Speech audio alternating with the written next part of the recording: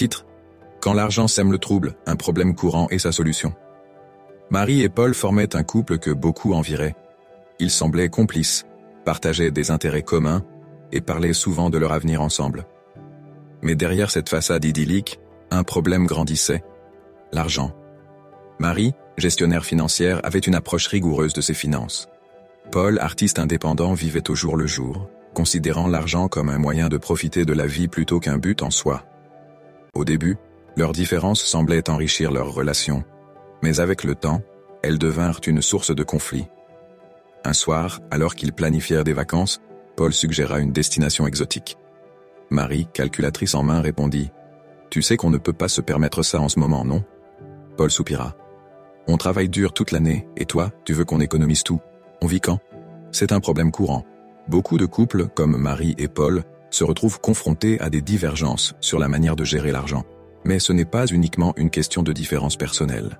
Et si le vrai problème venait de la manière dont la société nous conditionne? On nous pousse à croire que l'argent est un symbole de réussite et de pouvoir. Les publicités nous vendent des vacances luxueuses comme preuve d'amour, et les réseaux sociaux glorifient les couples qui dépensent sans compter. C'est là que réside le complot. Nous sommes manipulés pour croire que dépenser est essentiel au bonheur en couple. Marie, frustrée, décida d'aborder le sujet sérieusement. Un week-end, elle proposa à Paul une discussion honnête. « Je pense qu'on a un problème avec l'argent. On n'est pas alignés, et ça nous éloigne. » Paul acquiesça.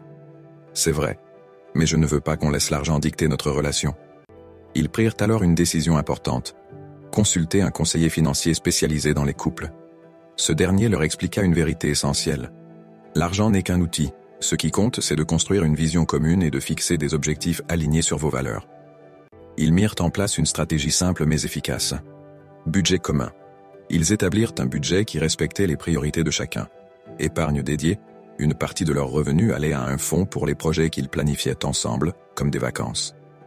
Transparence. Ils décidèrent de discuter de leurs finances chaque mois pour éviter les non-dits. Petit à petit, les tensions diminuèrent.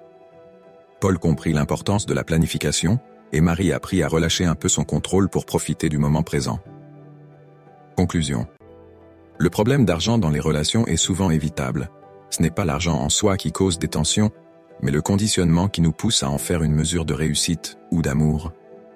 Et si le véritable complot, c'était cette pression sociale constante qui nous pousse à consommer pour prouver notre valeur?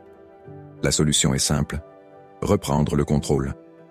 En discutant ouvertement, en planifiant ensemble, et en rejetant les attentes irréalistes imposées par la société, les couples peuvent transformer l'argent en un outil qui les rapproche, au lieu de les diviser.